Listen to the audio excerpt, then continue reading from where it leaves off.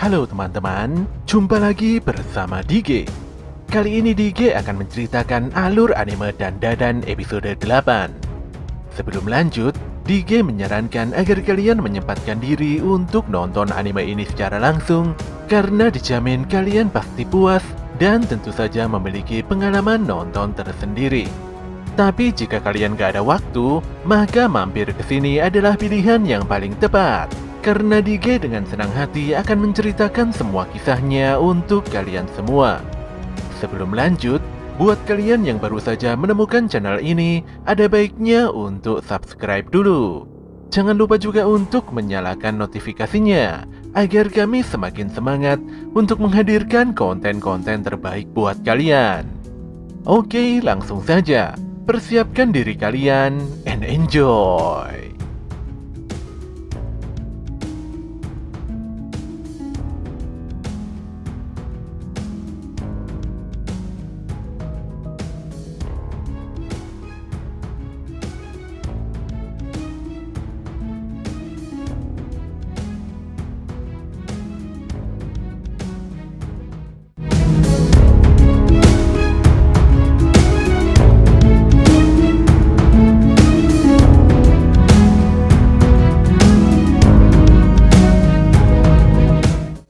Di hari berikutnya, semuanya terlihat makan siang bersama di rumah Seiko.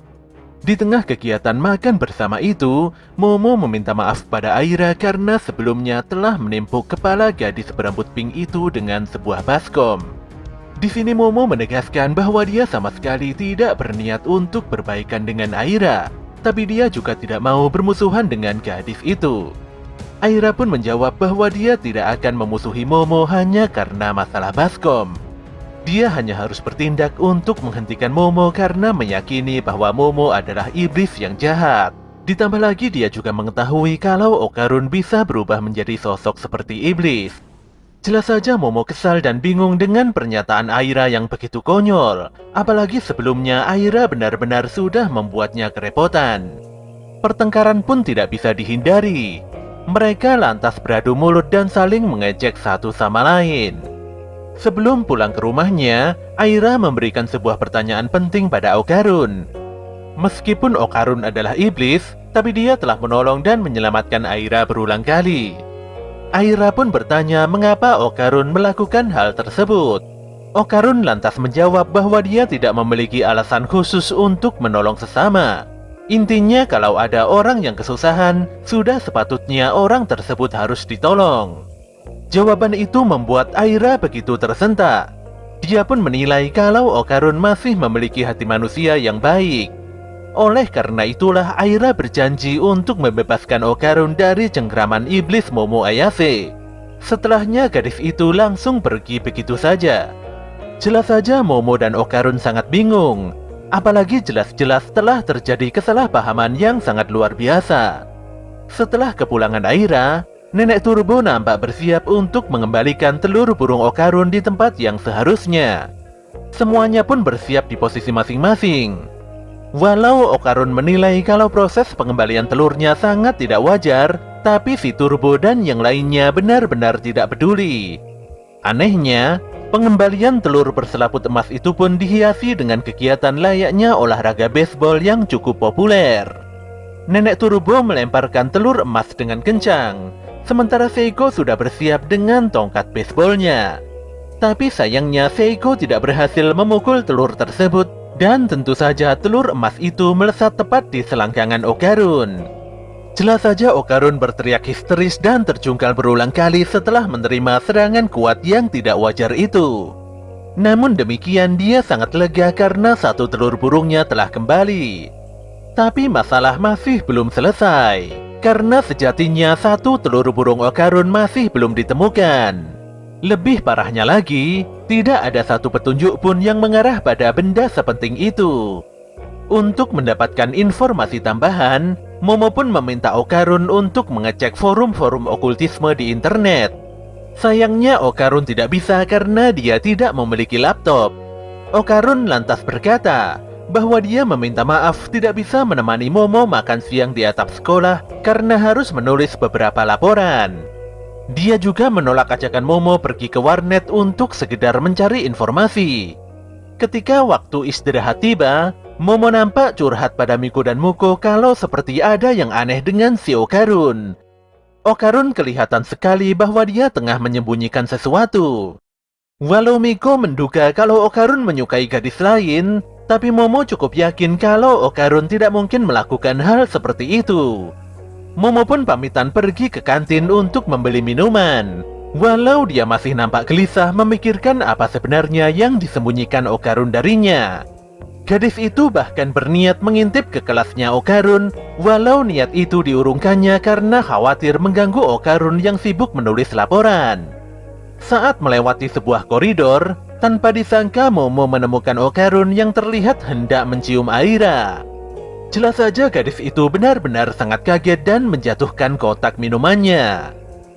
Oke, saat ini kita beralih pada sisi Okarun, di mana pemuda itu terlihat tengah sibuk melatih fisiknya. Okarun sangat sadar bahwa nanti pasti akan muncul musuh yang berbahaya dalam upaya mencari telur burungnya. Oleh sebab itu dia harus berlatih serius agar menjadi lebih kuat. Seiko sudah memberikan latihan khusus pada Okarun, di mana pemuda itu harus melakukan push up, sit up, back up, dan squat sebanyak 100 repetisi dalam 5 set. Okarun sendiri tidak masalah dan berlatih dengan penuh kesadaran. Semua ini dilakukannya demi melindungi Momo.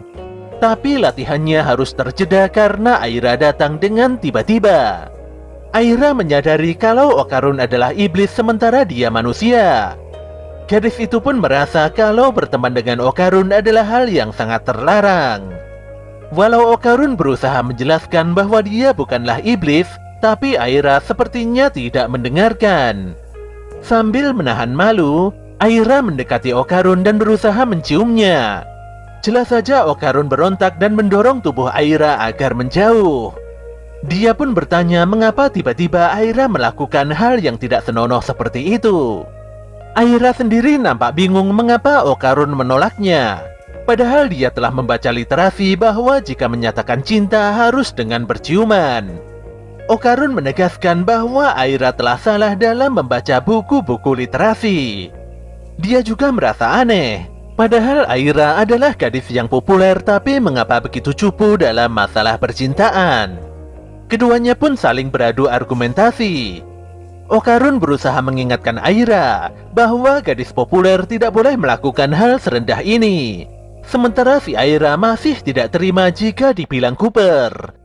Baru pertama kali ini Aira merasakan rasa cinta luar biasa dan dia ingin sekali menembak Okarun. Di dalam perseteruan ini, kaki Aira tidak sengaja menjegal Okarun dan keduanya pun terjatuh ke tanah. Saat itulah scene ini nyambung dengan pandangan Momo yang sebelumnya melihat kesalahpahaman ini. Jelas saja Momo sangat geram dan langsung pergi begitu saja. Okarun pun menyusul Momo dan berusaha menjelaskan bahwa semua ini adalah kesalahpahaman. Namun Momo sudah sangat kesal, dan dia terus menyindir Okarun karena sudah membohonginya. Jadi apapun alasannya, Momo sudah tidak mau mendengarkan alibi Okarun. Gadis itu pun berlalu meninggalkan Okarun yang sudah kehabisan kata-kata. Di dalam kelasnya, Okarun cukup sadar bahwa memang tidak seharusnya dia membohongi Momo. Awalnya dia berpikir bahwa menjadi lebih kuat tanpa ada yang mengetahui itu sangat keren. Namun jika berbohong itu adalah sebuah kesalahan. Sambil melatih tubuhnya, dia berjanji untuk menjadi lebih kuat tanpa alasan apapun lagi. Anehnya, saat itu Okarun merasakan adanya gelombang air di bawah kakinya. Dan lebih parahnya lagi, semua teman-teman sekelasnya tiba-tiba menghilang bak di telan bumi. Di tengah kebingungannya, dia mendengar jeritan Aira dan segera mendatangi gadis tersebut. Aira sendiri tidak mengerti mengapa semua orang menghilang. Dia pun menduga kalau suasana yang begitu gelap ini adalah ulah Momo Ayase. Okarun lantas mendatangi kelas Momo, tapi dia tidak menemukan Momo karena gadis tersebut berada di ruangan lain. Shin pun berpindah pada Momo yang nampak begitu kebingungan terjebak sendirian di tengah lorong. Dia pun segera bersembunyi setelah menyadari bahwa ada sesosok makhluk tidak dikenal yang muncul di ujung koridor. Dan benar saja, saat itu muncul dinosaurus mengerikan yang tengah mencari mangsa. Makhluk itu pun mendekati Momo setelah merasakan getaran gelombang air dari kaki gadis tersebut. Hal ini jelas membuat Momo sangat ketakutan. Reptil yang disebut Nessie ini pun menyerap sejumlah besar air di mulutnya. Setelah itu dia menyemburkan nafas laser hijau yang mampu memporak-porandakan sebagian besar bangunan di sekitarnya. Momo pun begitu tegang, tapi dia lebih bertanya-tanya apa yang sebenarnya dilakukan Okarun saat ini. Suara ledakan nafas Nessie pun terdengar oleh Momo dan Aira. Walau masih kebingungan, Okarun nampak bercerita pada Aira bahwa dia pernah mengalami situasi seperti ini sebelumnya, tepatnya di rumah Seiko. Situasi pun kembali normal seperti sedia kala setelah Okarun dan Momo berhasil mengalahkan alien. Aira pun jadi bingung setelah mendengarkan cerita tentang alien. Di sini Okarun menjelaskan bahwa alien itu nyata adanya dan mereka jauh lebih jahat daripada hantu. Setelah bercerita singkat, Okarun dan Aira dibuat kaget setelah melihat sosok kepiting petinju yang tiba-tiba muncul di hadapan mereka. Kepiting itu pun melesat cepat dan meninju Aira. Untungnya Okarun segera berubah dan menyelamatkan gadis tersebut. Dengan malas Okarun meminta Aira pergi karena tidak mungkin baginya bertarung sambil melindungi orang lain. Tapi setelahnya Okarun langsung tersungkur ke lantai dan tidak bisa menggerakkan tubuhnya sama sekali. Ternyata hal ini adalah ulah dari 3 alien Serpo. Okarun pun tidak berdaya dan langsung kembali ke wujud aslinya. Di sini Aira berusaha membantu Okarun untuk menghentikan para alien. Tapi Okarun justru memintanya kabur karena yang diincar alien Serpo sebenarnya adalah wanita. Seekor alien pun menghempaskan Aira dengan kekuatan psikisnya hingga membuat gadis tersebut pingsan di tempat. Sebenarnya para alien begitu heran mengapa Aira bisa berada di ruangan hampa ini. Padahal seharusnya hanya orang dengan kemampuan spiritual tinggi yang bisa mengaksesnya. Si alien kembali berkata bahwa mereka mendatangi tempat ini untuk mengambil kembali burungnya Okarun. Mereka menyadari kalau burungnya Okarun sangat hebat dan bisa melampaui kemampuan teknologi alien Serpo. Oleh karena itulah mereka ingin menguasai kemampuan tersebut dengan membedah tubuh Okarun. Walau Okarun telah menjelaskan bahwa kemampuannya itu adalah kutukan dan bukan kekuatan aslinya, tapi para alien benar-benar tidak peduli. Pemuda itu pun sangat kesal karena tidak bisa berubah dan melakukan perlawanan. Kondisi saat ini sama persis seperti saat kutukannya ditahan oleh kekuatan Esper Momo Ayase. Ketika para alien mengangkat Okarun dan hendak mengulitinya, saat itu juga seuntai rambut melilit leher dan menghempaskan para alien Serpo.